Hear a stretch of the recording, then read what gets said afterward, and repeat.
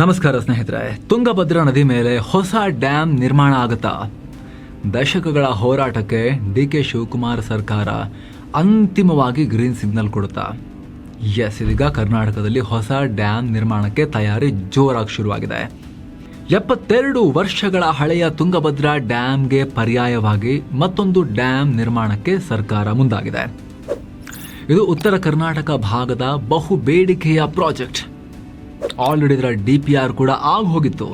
ವಿಸ್ತೃತ ಯೋಜನಾ ವರದಿ ಅಂದರೆ ಡೀಟೇಲ್ ಪ್ರಾಜೆಕ್ಟ್ ರಿಪೋರ್ಟ್ DPR. ಆದರೆ ಕಾಮಗಾರಿ ಶುರುವಾಗಿರಲಿಲ್ಲ. ಆದ್ರೀಗ ಕರ್ನಾಟಕ, ಆಂಧ್ರ, ತೆಲಂಗಾಣ ರಾಜ್ಯದ CMಗಳು ಸಭೆ ಸೇರ್ತಿರೋ ಹೊತ್ತಲ್ಲಿ ಈ ಬೇಡಿಕೆ ಮತ್ತೆ ಮುನ್ನೆಲೆಗೆ ಬಂದಿದೆ.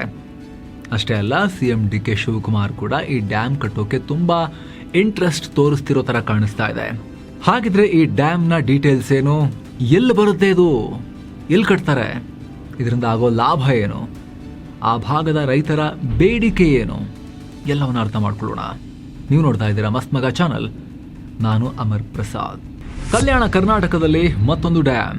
ಸ್ನೇಹಿತರೆ, ತುಂಗಭದ್ರಾ ನದಿ ಮೇಲೆ ಕಟ್ಟೋಕೆ ಹೊರಟಿರೋ ಹೊಸ ಡ್ಯಾಮ್ನ ಹೆಸರು ನವಲಿ ಡ್ಯಾಮ್. ಕೊಪ್ಪಳ ಜಿಲ್ಲೆಯ ಗಂಗಾವತಿ ತಾಲೂಕಿನ ನವಲಿ ಅನ್ನೋ ಒಂದು ಪುಟ್ಟ ಊರಲ್ಲಿ ಇದು ನಿರ್ಮಾಣ ಮಾಡೋಕೆ ಪ್ಲಾನ್ ಇರೋದು. ಈ ನವಲಿ ಡ್ಯಾಮ್ನ DPR ಡೀಟೇಲ್ ಪ್ರಾಜೆಕ್ಟ್ ರಿಪೋರ್ಟ್ ಪ್ರಕಾರ ಇದಕ್ಕೆ 13,040 ಕೋಟಿ ರೂಪಾಯಿ ಖರ್ಚಾಗುತ್ತೆ. 45 TMC ಅಷ್ಟು ನೀರನ್ನು ಸ್ಟೋರ್ ಮಾಡೋಕೆ ಸರ್ಕಾರದ ಪ್ಲಾನ್ ಇದೆ. ಇಲ್ಲಿ ನವಲಿಯನ್ನ ಒಂದು ಬ್ಯಾಲೆನ್ಸಿಂಗ್ ರಿಸರ್ವಾಯರ್ ಆಗಿ ಪರಿವರ್ತಿಸಬೇಕು ಅನ್ನೋದು ಈಗಿರೋ ಪ್ಲಾನ್. ಹಾಗಿದ್ರೆ ಏನಿದು ಬ್ಯಾಲೆನ್ಸಿಂಗ್ ರಿಸರ್ವಾಯರ್? ಇದಕ್ಕೆ ಸಣ್ಣ ಎಕ್ಸಾಂಪಲ್ ನೋಡಿ. ಈಗ ಮನೆಯಲ್ಲಿ ಮಳೆ ನೀರು ಸಂಗ್ರಹ ಮಾಡೋಕೆ ಒಂದು ನೀರಿನ ಸಿಂಟ್ಯಾಕ್ಸ್ ಇದೆ ಅಂತ ಇಟ್ಕೊಳ್ಳಿ. ನೀವು ಜೋರು ಮಳೆ ಬಂದಾಗ ಟ್ಯಾಂಕ್ ಬೇಗ ಫುಲ್ ಆಗಿ ನೀರು ಹೊರಗೆ ಚೆಲ್ತಾ ಇದ್ರೆ ಏನು ಮಾಡ್ತೀರಾ? ಪಕ್ಕದಲ್ಲೇ ಸ್ವಲ್ಪ ಕೆಳಮಟ್ಟದಲ್ಲಿ ಇನ್ನೊಂದು ಎಕ್ಸ್ಟ್ರಾ ಟ್ಯಾಂಕ್ ಇಟ್ಟು ಆ ವೇಸ್ಟ್ ಆಗೋ ನೀರನ್ನು ಪೈಪ್ ಮೂಲಕ ಅದಕ್ಕೆ ಬಿಡ್ತೀರಲ್ವಾ? ಅಥವಾ ಅದನ್ನು ಕೂಡ ಉಳಿಸೋಕೆ ಟ್ರೈ ಮಾಡ್ತೀರಲ್ವಾ? ಅದೇ ಥರ ನವಲಿ ಡ್ಯಾಮ್ ಕಟ್ಟೋಕೆ ತಯಾರಿ ನಡೀತಾ ಇದೆ. ತುಂಗಭದ್ರಾ ನದಿಗೆ ಸಪೋರ್ಟಿವ್ ಆಗಿ ಇದನ್ನು ಮಾಡೋಣ ಅಂತ ಹೇಳ್ತಿದ್ದಾರೆ. ಈಗ ಮ್ಯಾಪ್ ಗಮನಿಸಿ. ತುಂಗಭದ್ರಾ ಡ್ಯಾಮ್ ಇರೋದು ವಿಜಯನಗರ ಜಿಲ್ಲೆ ಹೊಸಪೇಟೆಯಲ್ಲಿ. ಇನ್ನು ಈಗ ಕಟ್ಟೋಕೆ ಹೊರಟಿರೋ ನವಲಿ ಡ್ಯಾಮ್ ಬರೋದು ಇಲ್ಲಿ ಕೆಳಭಾಗದಲ್ಲಿ ಮ್ಯಾಪ್ನಲ್ಲಿ ನೋಡಿ. ಇನ್ನು ಪ್ರತಿ ಸಲ ಮಳೆಗಾಲದಲ್ಲಿ ಭಾರಿ ಮಳೆಯಾದಾಗ ಹೊಸಪೇಟೆಯಲ್ಲಿರೋ ತುಂಗಭದ್ರಾ ಹಳೆ ಡ್ಯಾಮ್ಗೆ ವಿಪರೀತ ನೀರು ಬರುತ್ತೆ. ಡ್ಯಾಮ್ ಫುಲ್ ಆದ ತಕ್ಷಣ ಅಧಿಕಾರಿಗಳು ಅನಿವಾರ್ಯವಾಗಿ ಗೇಟ್ಗಳನ್ನು ಓಪನ್ ಮಾಡಿ ನೀರನ್ನ ನದಿಗೆ ಬಿಡ್ತಾರೆ. ಸಾಮಾನ್ಯವಾಗಿ ಹೀಗೆ ಬಿಟ್ಟ ನೀರು ನದಿಯಲ್ಲಿ ಹರಿದು ಹೋಗಿ ಮುಂದೆ ಆಂಧ್ರ, ತೆಲಂಗಾಣ ದಾಟಿ ಸಮುದ್ರ ಸೇರ್ಬಿಡುತ್ತೆ. ಆದ್ರೆ ನವಲಿ ಪ್ರಾಜೆಕ್ಟ್ ಕಂಪ್ಲೀಟ್ ಆದ್ರೆ ಹೊಸಪೇಟೆ ಡ್ಯಾಮ್ನ ಗೇಟ್ ನಿಂದ ಹೊರಬರುವ ಎಕ್ಸ್ಟ್ರಾ ನೀರು ನೇರವಾಗಿ ಕೆಳಭಾಗದಲ್ಲಿರೋ ನವಲಿ ಡ್ಯಾಮ್ ನಲ್ಲಿ ಸೇವ್ ಆಗುತ್ತೆ. ಅಂದ್ರೆ ಮೇಲಿರೋ ಡ್ಯಾಮ್ನ ಪ್ರೆಷರ್ ಅನ್ನ ಕೆಳಗಿರೋ ಡ್ಯಾಮ್ ಬ್ಯಾಲೆನ್ಸ್ ಮಾಡುತ್ತೆ. ಅದಕ್ಕೆ ಇದನ್ನ ಬ್ಯಾಲೆನ್ಸಿಂಗ್ ರಿಸರ್ವಾಯರ್ ಅಂತ ಕರೀತಾರೆ. ಈ ನವಲಿ ಡ್ಯಾಮ್ ಪ್ರಾಜೆಕ್ಟ್ಗೆ ರಾಜ್ಯ ಸರ್ಕಾರ ಯಾಕೆ ಇಷ್ಟು ಇಂಟ್ರೆಸ್ಟ್ ತೋರಿಸ್ತಾ ಇದೆ? ನಿಮಗೆ ನೆನಪಿರ್ಬೋದು, TB ಡ್ಯಾಮ್ ಗೇಟ್ ಮುರಿದು ಹೋಗಿ ಭಾರಿ ಆತಂಕ ಕಾರಣ ಆಗಿತ್ತು. ಅದಾದ್ಮೇಲೆ ಅಲರ್ಟ್ ಆದ ಸರ್ಕಾರ 51.8 ಕೋಟಿ ರೂಪಾಯಿ ಖರ್ಚು ಮಾಡಿ ಡ್ಯಾಮ್ನ ಎಲ್ಲ 33 ಕ್ರಸ್ಟ್ ಗೇಟ್ಗಳನ್ನು ಕಂಪ್ಲೀಟ್ ಆಗಿ ಹೊಸದಾಗಿ ರಿಪ್ಲೇಸ್ ಮಾಡಿದೆ. ಆದರೆ ಬರೀ ಗೇಟ್ ಬದಲಾಯಿಸಿದ್ರೆ ಸಾಕಾಗಲ್ಲ. ಈ ಭಾಗದಲ್ಲಿ ಹೆಚ್ಚುತ್ತಾ ಇರೋ ನೀರಿನ ಬೇಡಿಕೆ ಮತ್ತು ಹಳೆ ಡ್ಯಾಮ್ ಮೇಲೆ ಪ್ರೆಷರ್ ಕಮ್ಮಿ ಮಾಡೋಕೆ ಇದಕ್ಕೆ ಒಂದೇ ಒಂದು ದಾರಿ, ಅಲ್ಲಿ ಇನ್ನೊಂದು ಡ್ಯಾಮ್ನ ನಿರ್ಮಾಣ ಮಾಡೋದು ಅಂತ ಕನ್ಕ್ಲೂಷನ್ಗೆ ಬಂದರು.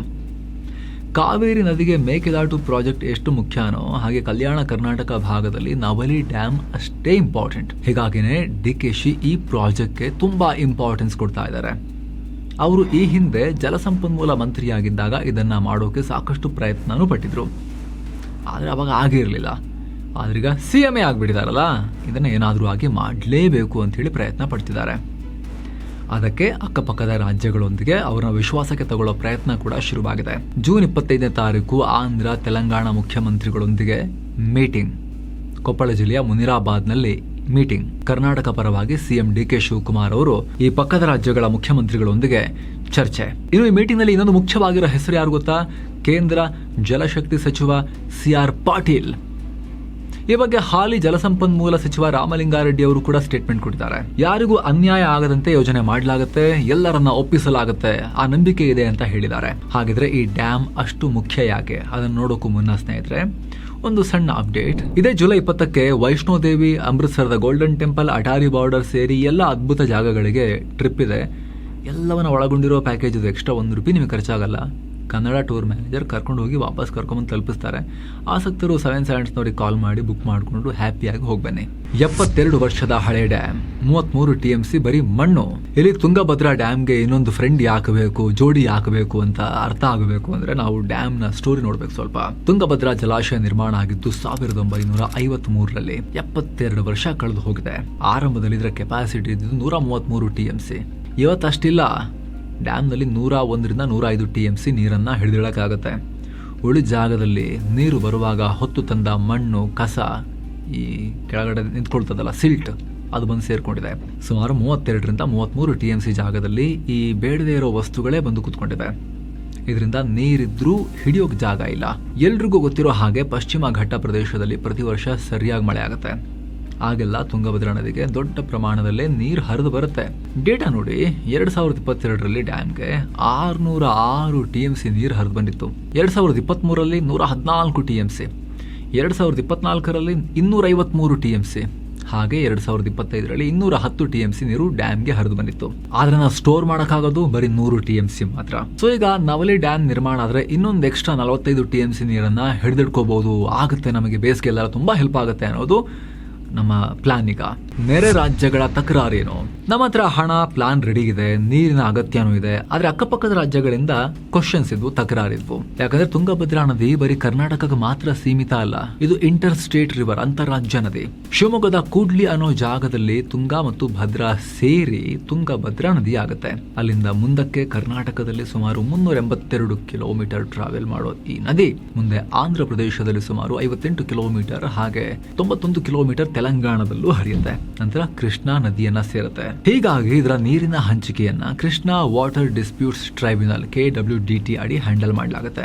ಈ ಟ್ರೈಬ್ಯುನಲ್ ಒಪ್ಪಂದದ ಪ್ರಕಾರ ತುಂಗಭದ್ರಾ ನದಿಯ ಒಟ್ಟು 230 TMC ನೀರಲ್ಲಿ ಕರ್ನಾಟಕಕ್ಕೆ 151 TMC ಮತ್ತು ಅಂದಿನ ಅವಿಭಜಿತ ಆಂಧ್ರಕ್ಕೆ ಸುಮಾರು 79 TMC ನೀರು ಹಂಚಿಕೆಯಾಗಿದೆ. ಇಲ್ಲಿವರೆಗೂ ಆಂಧ್ರ ಮತ್ತು ಕರ್ನಾಟಕ ನಡುವೆ ಮಾತ್ರ ಲೆಕ್ಕಾಚಾರ ಇತ್ತು. ಆದ್ರೆ 2014ರಲ್ಲಿ ಆಂಧ್ರ 2 ಭಾಗ ಆಯ್ತಲ್ಲ, ತೆಲಂಗಾಣನ ಹೊಸ ರಾಜ್ಯ ಹುಟ್ಕೊಳ್ತಲ್ಲ. ತೆಲಂಗಾಣ ಸಪರೇಟ್ ಆದ್ಮೇಲೆ ವಿವಾದ ಕೂಡ ಚೇಂಜ್ ಆಯ್ತು. ಆಂಧ್ರದ ಪಾಲಿನ 79 TMC ನೀರಲ್ಲಿ ಈಗ ತೆಲಂಗಾಣಕ್ಕೂ ಅವರು ಡಿವೈಡ್ ಮಾಡ್ಕೋಬೇಕು.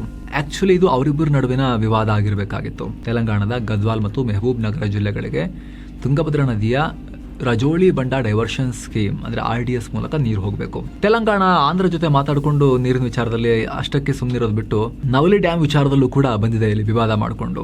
ಅವ್ರ ವಾದ ಏನು ಅಂತ ಹೇಳಿದ್ರೆ, ಕರ್ನಾಟಕ ಮೇಲ್ಭಾಗದಲ್ಲೇ ಹೊಸದಾಗಿ 45 TMC ಡ್ಯಾಮ್ ಕಟ್ಬಿಟ್ಟು ನೀರು ಹಿಡ್ಕೊಂಡ್ಬಿಟ್ರೆ ನದಿಯಲ್ಲಿ ಸಹಜವಾಗಿ ಹರಿದು ಬರೋ ನೀರನ್ನೆಲ್ಲ ಮೇಲ್ಗಡೆನೆ ತಡೆ ನಿಲ್ಲಿಸ್ದಂಗ ಆಗುತ್ತಲ್ವಾ ಅಂತ ಕೇಳ್ತಾ ಇದೆ. ಮಳೆಗಾಲದಲ್ಲಿ ಭಾರಿ ಪ್ರವಾಹ ಬಂದಾಗ ಮಾತ್ರ ನೀರು ಬಿಟ್ಟು ಉಳಿದ ಟೈಮ್ನಲ್ಲಿ ನೀರು ಬ್ಲಾಕ್ ಮಾಡಿದ್ರೆ ಕೆಳಭಾಗದಲ್ಲಿರೋ ನಮ್ಮ ರಾಜ್ಯದ ರೈತರು ಬೀದಿಗೆ ಬೀಳ್ತಾರೆ ಅಂತ ಹೇಳಿ ಅವ್ರದ್ದು ವಾದ. ಕೇಂದ್ರ ಜಲ ಆಯೋಗ ಅಂದ್ರೆ CWC ರೂಲ್ಸ್ ಪ್ರಕಾರ ಕೆಳಭಾಗದ ರಾಜ್ಯಗಳ ಒಪ್ಪಿಗೆ ಇಲ್ಲದೆ ಮೇಲ್ಭಾಗದ ರಾಜ್ಯ ಯಾವುದೇ ಹೊಸ ಡ್ಯಾಮ್ ಕಟ್ಟೋ ಹಾಗಿಲ್ಲ.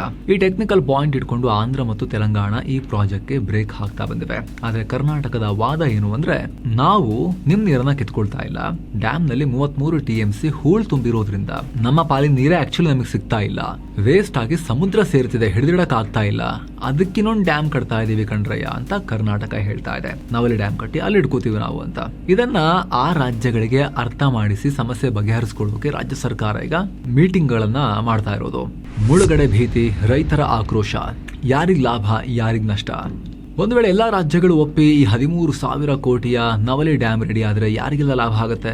ಮುಖ್ಯವಾಗಿ ಕಲ್ಯಾಣ ಕರ್ನಾಟಕ ಭಾಗದ ಜಿಲ್ಲೆಗಳಾದ ಕೊಪ್ಪಳ, ವಿಜಯನಗರ, ಬಳ್ಳಾರಿ, ರಾಯಚೂರು ಜಿಲ್ಲೆಯ ಲಕ್ಷಾಂತರ ಹೆಕ್ಟೇರ್ ಕೃಷಿ ಭೂಮಿಗೆ ಹಸಿರು ಕಳೆ ಬರುತ್ತೆ. ಅದರಲ್ಲೂ ವಿಶೇಷವಾಗಿ ಕಾಲುವೆಯ ಕೊನೆಯ ಭಾಗದಲ್ಲಿರೋ ಅಂದ್ರೆ ಟೇಲ್ ಎಂಡ್ ರೈತರಿಗೆ ಪ್ರತಿ ವರ್ಷ ಮಳೆ ಕೈಕೊಟ್ಟಾಗ ನೀರು ಸಿಗದೆ ಬೆಳೆ ಒಣಗಿನೇ ಹೋಗ್ತಾ ಇತ್ತು. ಈ ಹೊಸ ಡ್ಯಾಮ್ ಬಂದ್ರೆ ಆ ಟೇಲ್ ಎಂಡ್ ರೈತರಿಗೂ ನೀರು ಸಿಗುತ್ತೆ ಅನ್ನೋದು ದೊಡ್ಡ ಪ್ಲಸ್ ಪಾಯಿಂಟ್. ಆದ್ರೆ ಎಂದಿನಂತೆ ಎಲ್ಲಾ ಯೋಜನೆಗಳಿಗಿರೋ ತರ ಇದಕ್ಕೂ ವಿರೋಧ ಇದೆ. ನಮ್ಮ ಭೂಮಿ ಎಲ್ಲ ಮುಳುಗಡೆ ಆಗಿ ಹೋಗುತ್ತೆ ಅನ್ನೋ ಆತಂಕ ಒಂದಷ್ಟು ಜನಕ್ಕಿದೆ. ಯಾಕಂದ್ರೆ ಡ್ಯಾಮ್ ನ 30-40 ಸೈಟಲ್ಲಿ ಕಟ್ಟಕ್ಕಾಗಲ್ವೇ, 1000 ಎಕರೆ ಭೂಮಿ ಬೇಕಾಗುತ್ತೆ.